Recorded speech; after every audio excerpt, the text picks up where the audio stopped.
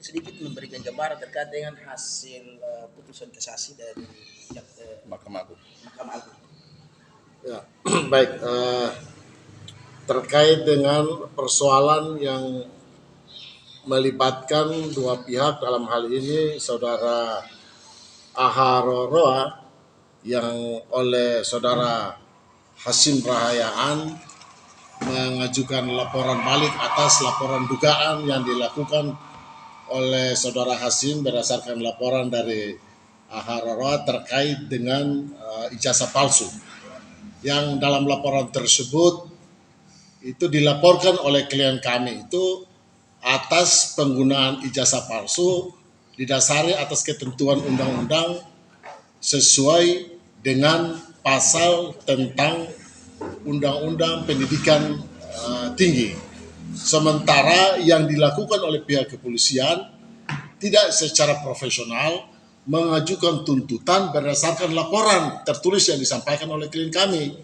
Polisi malah menggiring dalam laporan itu masuk ke ranah surat palsu, sehingga dari proses itu berjalan unsur yang dimaksudkan oleh pelapor klien kami atas dugaan menggunakan ijazah palsu itu tidak terpenuhi melalui proses penyelidikan yang oleh pihak penyidik Kota Tual. Setelah kami telusuri lebih jauh, kenapa demikian, ternyata ada diduga faktor X-nya, sehingga penggiringan perkara itu tidak memenuhi unsur, malah lari keluar. Dan itulah menjadi catatan bagi mereka sehingga mereka melakukan penghentian penyelidikan. Dan atas penghentian penyelidikan yang seharusnya menurut kami itu adalah merupakan tindakan yang belum final, karena tindakan final adalah tindakan yang berakhir melalui pengadilan. Tetapi polisi berdalil dengan alasan tidak mencukupi bukti, mereka menghentikan, langsung mereka kembali melakukan proses hukum atas laporan yang dilakukan oleh rekan kami, klien kami, bahwa itu adalah laporan memfitnah menista. Sehingga atas suatu rekaan atau rekayasa yang dibuat oleh pihak penyidik Polres Maluku Tenggara, pada saat itu beralih status menjadi Polres Kota Tual, sehingga proses berjalan rekan kami didudukan dalam posisi sebagai terdakwa atas laporan pencemaran nama baik, laporan dugaan. Tetapi alhamdulillah, karena kami uji hukumnya melalui proses pra peradilan yang berakhir dengan putusan perkara pokok melalui proses peradilan, ternyata hakim berpendapat bahwa putusan pengaduan yang diajukan oleh klien kami itu telah memenuhi syarat hukum untuk diproses, karena dari laporan tersebut terpenuhi dua alat bukti. Dua alat bukti yang dimaksud itu adalah bukti berdasarkan pangkalan data dan surat keterangan yang dikeluarkan oleh Kementerian Pendidikan dan Kebudayaan melalui LL Dikti. Karena pertimbangan pengadilan bahwa lembaga yang berkompetensi yang punya kewenangan sesungguhnya untuk menentukan bahwa seseorang itu memiliki status sebagai mahasiswa dan legal, itu adalah LL Dikti yang bertindak untuk mengkoordinir seluruh perguruan tinggi yang ada di Republik. Kebetulan pada saat itu ijazah yang dimiliki adalah ijazah dari Universitas Islam Azhar yang masuk dalam wilayah kompetensi LL Dikti wilayah Jakarta. Dari keterangan itu proses persidangan dan yang bersangkutan dalam posisi sebagai advokat yang mengajukan laporan, dan oleh karena profesi beliau sebagai advokat, pengadilan mempertimbangkan bahwa pengaduan seorang pengacara tidak dapat dikategorikan sebagai memfitnah atau menisna, apalagi yang bersangkutan mengajukan laporan itu didasari atas data yang dikeluarkan oleh Kementerian Pendidikan dan Kebudayaan melalui LL Dikti, sehingga laporan itu sah dan polisi berkewajiban. Apa yang kami sampaikan ini tertuang dalam putusan Pengadilan Negeri Tual pada halaman 48, itu jelas-jelas mempertimbangkan apa yang kami sampaikan. Bahkan dengan dasar ini kami akan melakukan upaya-upaya untuk segera meminta Polres Maluku Kota Tual untuk segera melakukan proses kembali atas laporan yang telah diajukan, sehingga yang bersangkutan dapat berproses sampai ke pengadilan. Namun karena putusan yang disampaikan atau yang dikeluarkan oleh pengadilan atas kedudukan klien kami sebagai terdakwa itu, yang bersangkutan itu diputus bebas, sehingga langkah hukum yang ditempuh oleh Kejaksaan Negeri Tual adalah melakukan upaya kasasi. Dan alhamdulillah putusan pengadilan negeri itu oleh Mahkamah Agung telah mempertimbangkan bahwa apa yang diputuskan oleh pengadilan negeri Tual sudah tepat dan benar, sehingga alasan-alasan hukum yang disampaikan oleh kejaksaan melalui jaksa penuntut umum atas putusan ini ditolak oleh Mahkamah Agung. Itu tertuang dalam putusan Mahkamah Agung nomor 1405/Pit/2003.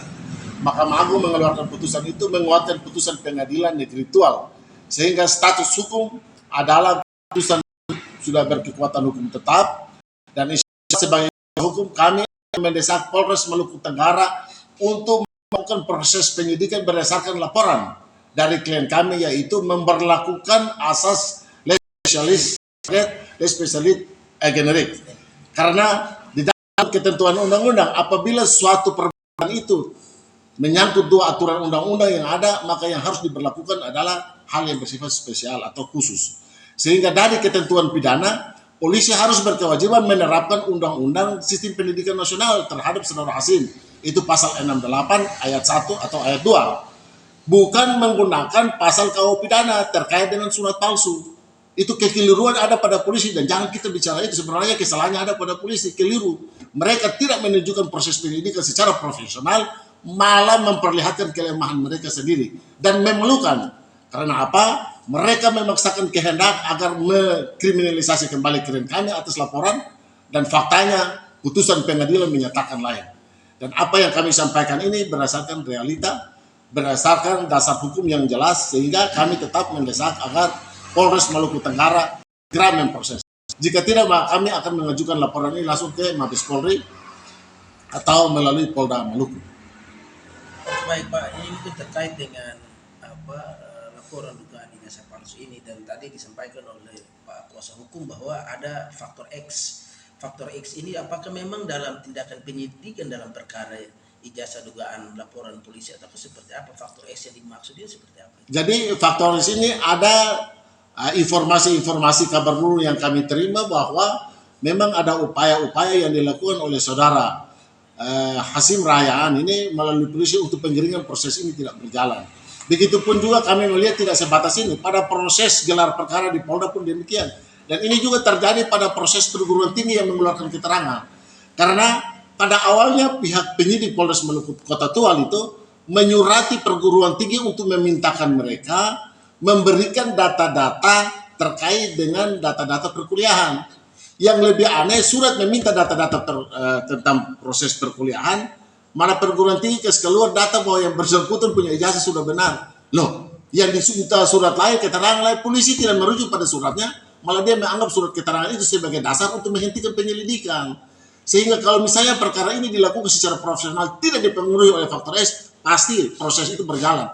Tapi proses ini dibalik faktakan, dan akhirnya apa yang mereka lakukan semua dianggap salah dan keliru, karena fakta hukumnya upaya kriminalisasi terhadap klien kami itu oleh pengadilan sudah dinyatakan tidak terbukti apa yang dituduhkan sebagai melakukan tindakan memfitnah atau mencemarkan nama baik saudara Hasim Rahayaan. Tetapi justru fakta hukum membuktikan dalam proses persidangan saudara Hasim yang katanya adalah mahasiswa, kita tanya dia menjelaskan di dalam persidangan terkait dengan bagaimana mekanisme proses perkuliahan sampai kepada proses KKN, sampai proses pengajuan proposal skripsi, dan seterusnya. Dia mati-matian tidak bisa menjawab satu kalimat. Dan dalam proses persidangan, hakim berkesimpulan bahwa kuasa hukum jangan bertanya. Fakta hukum yang bersangkutan tidak tahu. Kalau dia betul-betul kuliah, pasti dia tahu. Tapi karena dia tidak tahu, indikasi itu jelas. Dan itulah yang mengakibatkan kami tetap bersikeras proses ini harus segera berjalan agar mengungkap fakta bahwa benar-benar yang bersangkutan itu kuliah atau tidak, nanti dengan laporan. Tapi kami tetap mendesak pihak kepolisian Resort Kota Tual agar melakukan proses terhadap pelaksanaan ketentuan Undang-Undang Sistem Pendidikan Nasional, sebagaimana yang sudah mereka berproses terhadap penggunaan ijazah palsu juga atas nama saudara Hamra, yang perkara itu juga berproses di Kota Tual. Yang anehnya perkara itu dengan Undang-Undang Sistem, tapi yang di sini dibulak-balik dengan padahal dalam laporannya ada disebutkan pasal, malah pasal itu sebagai pasal utama, tapi polisi membalik dengan menggunakan pasal tentang laporan palsu, sehingga dengan menggunakan pasal 267 KUH pidana. Padahal yang dimaksudkan itu adalah Undang-Undang tentang Sistem Pendidikan Nasional, yaitu siapa yang menggunakan ijazah seakan-akan ijazah itu palsu. Itu yang harus digunakan pasal 68 ayat 2 Undang-Undang Sistem Pendidikan Nasional. Itu yang tidak mau sama sekali oleh polisi. Ini yang menjadi tanda tanya. Tetapi dengan putusan ini kami tetap mendesak kepolisian agar melakukan proses kembali penyelidikan, dan putusan ini sudah menyatakan bahwa laporan itu dengan dasar 2 alat bukti sudah memberikan jaminan bahwa proses itu segera dilanjutkan. Oke, baik Pak Lukman. Ini kan laporan awal ini kan pernah sudah ada SP3 penghentian ya. Ya. Bukan SP3. SP2 SP2 lidik. penghentian Ya. penyelidikan. Ya. Mungkin dengan adanya kasasi ini, penolakan kasasi ini, mungkin dari pihak Bapak berdasarkan laporan awal yang ada, ataukah membuat lagi laporan polisi yang baru? Kami tetap akan mendesak pihak kepolisian untuk berjalan dengan laporan. Jika tidak juga kami punya alasan untuk bisa mengajukan laporan. Jadi kami tinggal melihat bahwa tuntutan kami pada awalnya memaksa kepolisian untuk segera melakukan proses penyelidikan dengan dasar putusan ini lagi supaya mereka tidak bisa mengelak. Ya. Bahwa putusan ini pada halaman 48 sudah mempertimbangkan tentang laporan pengaduan, di mana hakim mempertimbangkan bahwa laporan beliau sudah memenuhi syarat KUHP maupun didukung dengan 2 alat bukti sudah merupakan dasar bagi pihak kepolisian untuk melakukan proses hukum lebih lanjut. Sehingga polisi tidak punya hak untuk melakukan penghentian penyelidikan karena penyelidikan ini tidak diatur dalam KUHP.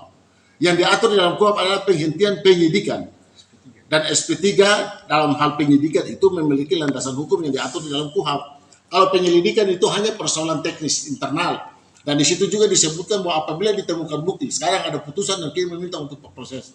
Penghentian penyelidikan tidak mengakibatkan perkara terhenti secara otomatis, tetapi itu hanya berhenti sementara. Dan putusan ini menjadi dasar bagi mereka untuk segera memproses. Terlepas daripada itu juga kami akan melaporkan kepada pihak-pihak penyidik yang telah menggiring perkara keluar. Kami harus sampaikan bahwa beberapa orang polisi yang menurut kami personnya itu nakal. Nakal dalam artian menggiring perkara ini untuk jauh dari unsur. Itu akan kami laporkan lagi kepada pihak Mabes Polri, kepada Kapolri, agar memberikan tindakan kepada polisi-polisi yang melaksanakan tugas tidak profesional. Dan itu juga ada dalam kode etik kepolisian terhadap penyidik yang mencoba menggiring perkara keluar daripada ketentuan hukum yang sebenarnya. Oke. Mungkin ada yang masalah. Oke, mungkin Pak Lukman, mungkin terkait dengan kasasi ini. Apakah dari pihak Kejaksaan Negeri Tua sudah menerima hasil itu? Jadi pemberitahuan tentang putusan kasasi ini secara resmi disampaikan kepada Kejaksaan dan terdakwa yang dalam posisi hal ini sebagai pelapor. Ya. Sehingga kedua belah pihak telah menerima putusan. Karena putusan ini bersifat putusan tanpa pemidanaan, maka putusan kasasi itu adalah putusan yang final yang tidak dapat lagi diajukan PK. Makanya ketika putusan turun sudah dinyatakan langsung otomatis inkrah. Oke, baik Pak pihak terkait dengan ada X di penyidik yang mana tadi Pak pihak sendiri sudah menyampaikan bahwa akan melakukan upaya laporan ke Kapolri dalam waktu yang singkat, atau memang ini hanya sebagai wacana yang dimainkan oleh Pak PH sendiri? Yang jelasnya bahwa dari apa yang kami sampaikan itu akan kami laporkan karena kami punya sumber-sumber informasi yang jelas, sehingga yang tadi kami sampaikan bahwa jika perkara ini berjalan secara profesional dengan menjunjung tinggi kode etik profesi kepolisian, polisi tidak berkeinginan untuk mengirim perkara keluar. Karena apa?